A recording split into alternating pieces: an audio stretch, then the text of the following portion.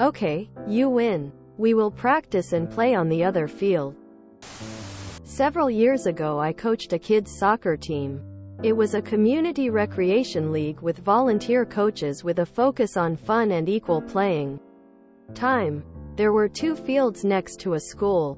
The third field is a 2-minute walk away and hidden behind a thick stand of trees invisible from the 2 fields. One would never know it was there but did have a small parking lot next to it accessible only by a rarely used, poorly maintained back lane. Most people would park in the school lot and walk the 2 minutes along the path through the trees. The 2 fields next to the school were typical school fields. Not particularly well maintained, uneven and definitely not regulation-sized typical school fields. The third field was regulation-sized, perfectly maintained, had new bleachers and was maintained like a professional field with regular waterings, cutting and seeding. It was the groundskeeper's pride and joy. It was the first day of a new season and my team of 10-year-olds, the Brown Pandas. Our t-shirts were brown with pandas on them. Showed up for our first practice. Except there was another team on our assigned field. A team of talented players with matching socks and shorts. Were all wearing cleats and in their late teens. I approached the coach and explained that he was on our field and that his field was a 2-minute walk away down the path. He politely told me to take a hike. He was there first and that was that. So not looking for a confrontation, I took my team to the really nice field. The parents had bleachers to sit in and we had a great time on the big boy field. After the practice, the groundskeeper convener asked me why we were practicing on this field.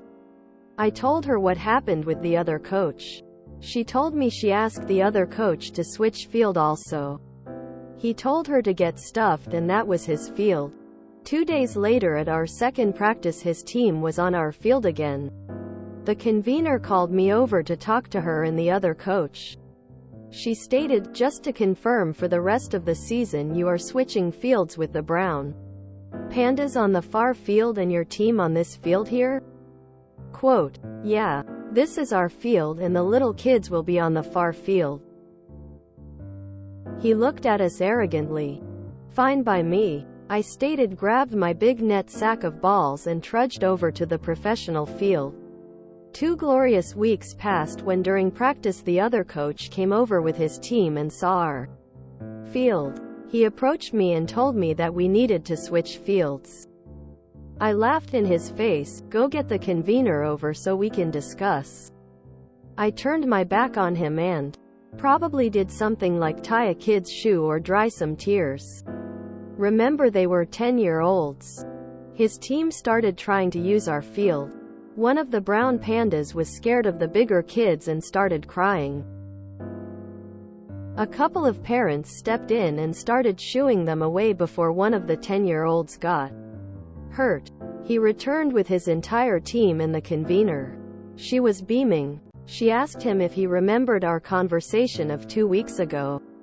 He started to argue. She told him that we were keeping with the terms of that agreement and to go back to his own field. Go on, Scoot. I remember her saying. We had our first game the next week. All the Brown Panda parents were in attendance watching their children playing soccer on a beautiful field with semi-comfortable seating and a working scoreboard. As we left, we walked by the other team playing on a muddy, undersized field. They eventually changed their game dates and times so they could use the big field but had to practice on the old field. The Brown Pandas never had to set foot on the older field all season. As a former school soccer player, that must have meant so much to the kids to play on a nice field. And the big kids must have been so annoyed. Way to stick it to their stuck-up coach. Oh, no, don't send us to the briar patch. It's so far away, and we can't see it from here. It would be such a shame to play there. Quote. Sounds like pandemonium ensued. Go Brown Pandas. Excellent job. I'm just glad the convener didn't pander to the big kids coach. As someone who spent about 8 years coaching kids, I just want to say thank you for making me smile. Great story. Cheers. Go Pandas! Exclamation mark. I need to work. Go on, scoot into more convos. As a former commissioner, retired, of a multi-town, 1,200-player rec league myself, I salute you. Go Brown Pandas! Exclamation mark. The conveyor probably was grateful there were no cleats on the field. Well played. I love this. Go Pandas! Smiley face. Best MC story in a long time. Magnificent. Well done. Upvotes all around. Go Brown Pandas! Nice. You're a good human being. Quand l'ennemi fait un faux mouvement, il faut se garder de l'interrompre. Comment from another post. Great story, but brown panda sounds like a euphemism. If you enjoyed this video, please check out our playlists full of similar content. Epic Haircast is like doom scrolling for your ears. Please like, share, and subscribe.